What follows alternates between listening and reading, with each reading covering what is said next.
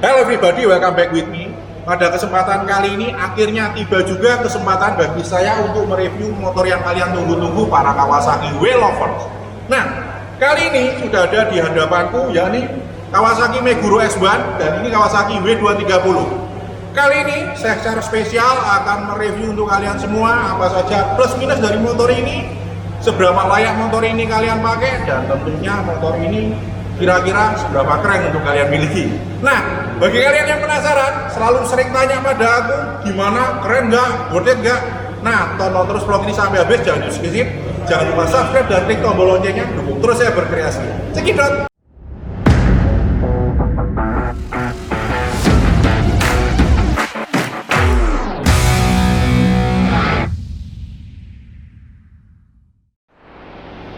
Nah guys, yuk jangan lama-lama, langsung kita review motor yang luar biasa keren ini. Kamera mohon mendekat.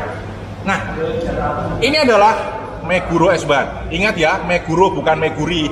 Kalau Meguri yang kodenya biasanya kalian kejar itu di Terabox, download free, download itu. Nah, ini adalah Meguro.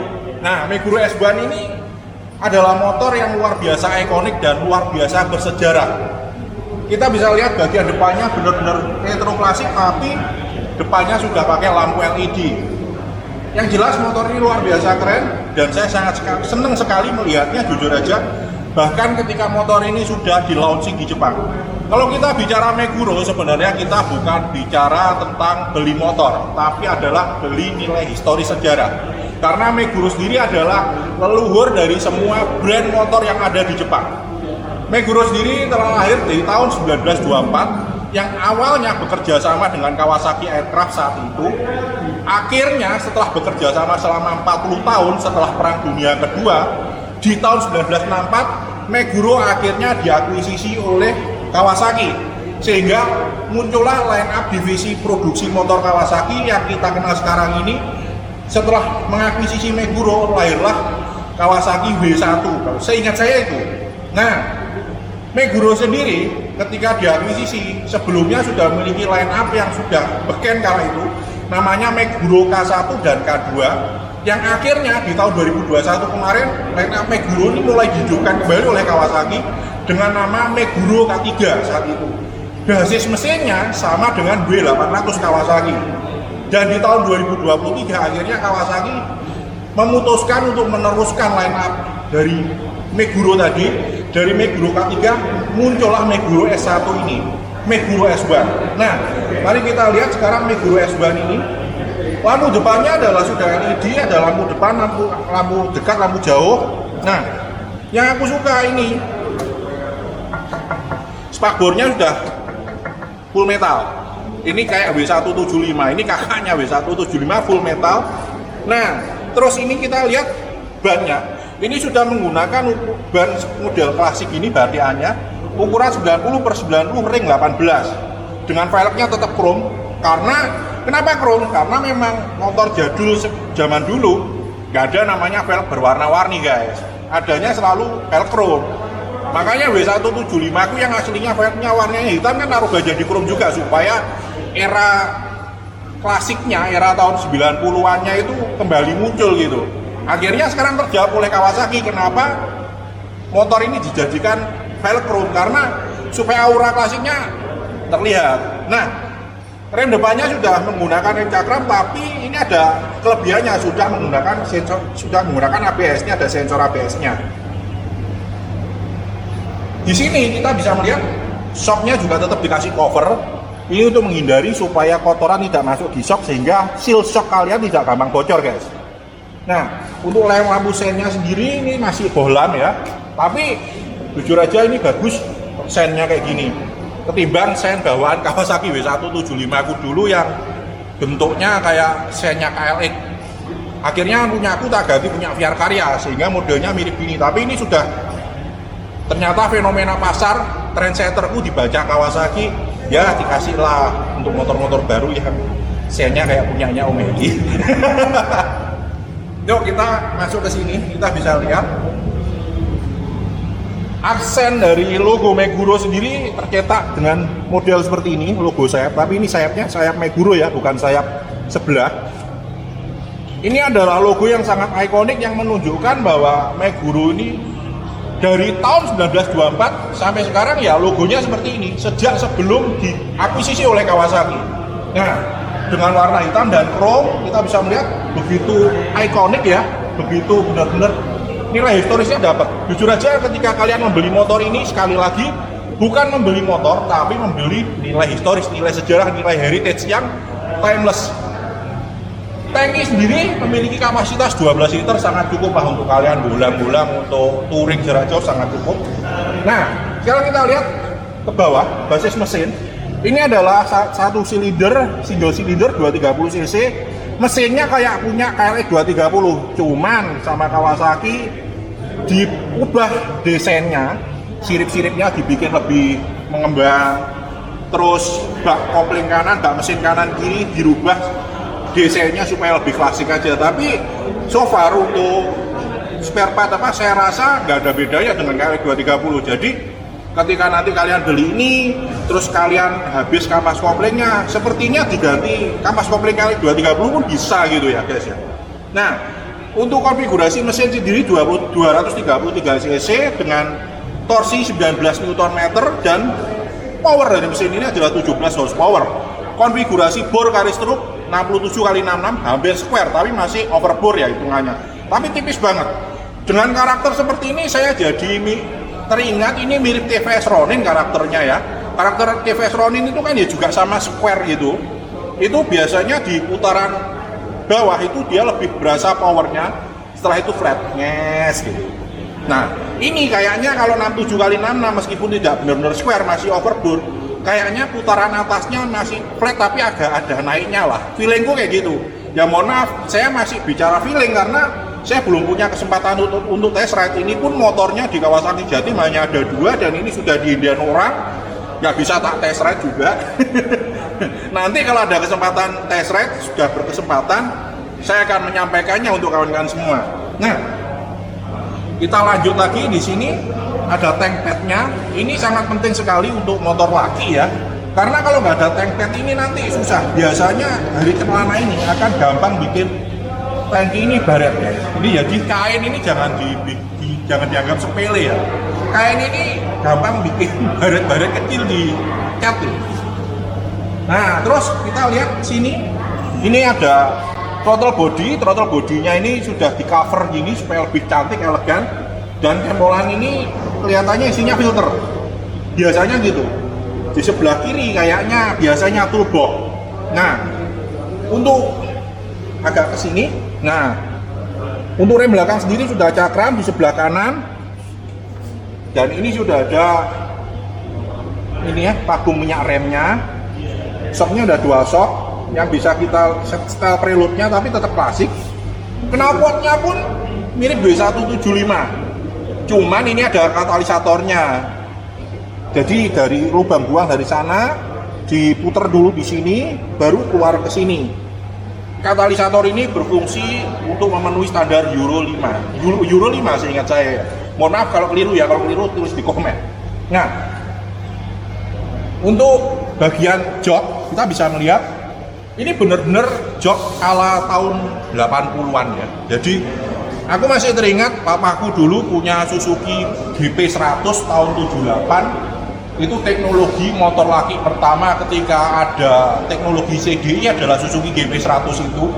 Model joknya juga polosan kayak gini guys. Jadi aku begitu lihat jok kayak gini, jadi teringat motor bokap. Dan kita bisa melihat bagian belakang motor ini lampunya mirip W175 ya, tapi untuk rangka lampunya sudah berbeda. Dan jujur aja aku suka banget ini, keren banget. Dengan ini sennya tetap model retro klasik, mirip dengan W175 injeksi. Ini di bagian kanan kiri ini ada reflektornya, sehingga ketika kita dari samping ada kendaraan, memudahkan melihat kita, oh ini ada kendaraan gitu, itu lebih safety ya. Nah, dari sisi samping ini kita bisa melihat bannya menggunakan ukuran 110/90 ring 17. Kalau depan ring 18, belakang ring 17 lebih gede, sehingga motor ini lebih balance ya depan belakang. Dan untuk panjangnya motor ini kurang lebih sama dengan Kawasaki Estrella. Kalau kalian tahu Estrella sama seperti ini. Cuman bedanya Kawasaki Estrella bagian belakang joknya kecil, ini nggak tipis, ini gede. Jadi kalau buat boncenger itu lebih enak. Nah, kita bisa lihat posisi riding ini sangat nyaman sekali. Aku dengan memiliki tinggi 170 cm ini bisa menapak jelas. Nah, bisa dilihat enak banget. Nah, bagian kiri bak mesin ini juga sama, dibentuk dengan desain klasik juga oleh Kawasaki. Ini benar-benar, pokoknya naik motor ini benar-benar membawa kita pada nostalgia era 90-an dulu, zaman bokap kita masih ngapeli nyokap kita gitu. Untuk dashboard sendiri, mendekat kamera. Nah, kita bisa melihat di sini ada speedometer dan di sini ada RPM. Sayangnya ini tidak bisa dinyalakan ya, karena tidak ada akinya, tidak ada kontaknya. Trip meter sama odometer ada di sini. Di sini ada apa itu? Ada pertanda sen kanan kiri, ada high beam, netral, dan di sini ada pertanda juga kalau BBM mau habis. Jadi full empty-nya tinggal berapa nggak ada. Tapi kalau sampai lampu ini nyala berarti sudah tinggal dikit waktunya masuk pom gitu guys. Ada sensor ABS-nya, sensor suhu, dan sensor akinya ada di sini. Jadi kalau motornya ternyata akinya sudah low, nah itu bisa dipertimbangkan untuk cepat ganti. Nah, cuman saran saya ketika kalian beli produk ini adalah produk yang bagus, tapi inget loh ya, kita aja manusia itu ciptaan Tuhan nggak sempurna 100%. Ada kekurangannya. Demikian pula dengan motor ini, apalagi motor yang kita manusia ciptaan Tuhan aja ada plus minusnya, ada kekurangannya, apalagi motor ini. Nah, motor ini ada, menurut saya ada sedikit kelemahan kayaknya di stangnya ini. Menurut saya, dari pengalaman saya, stang ini kalau kita untuk touring ini perlu kalian ganti menurut saya. Mohon maaf, kamera agak mendekat sini. Bentang stangnya ini kayaknya kurang panjang dikit lah. Dari pengalamanku kalau touring pakai stang segini biasanya itu handlingnya agak berat. Jadi biasanya saya ganti, kalau motorku W175 itu tak ganti stang camar 16 cm. Jadi lebih tinggi dan ini lebih panjang ini. Jadi lebih santai posisi ridingnya ya untuk touring jarak jauh itu. Kalau gini kayak biasanya sih agak lebih berat. Tapi nggak ada salahnya sih kalau kalian suka dengan posisi riding ini, kalian gunakan untuk riding, oke-oke aja gitu. Tapi yang jelas ini jujur aja menurut aku worth it to buy, sangat worth it. Nah, ini untuk Meguro S2. Sekarang kita berlanjut ke W230.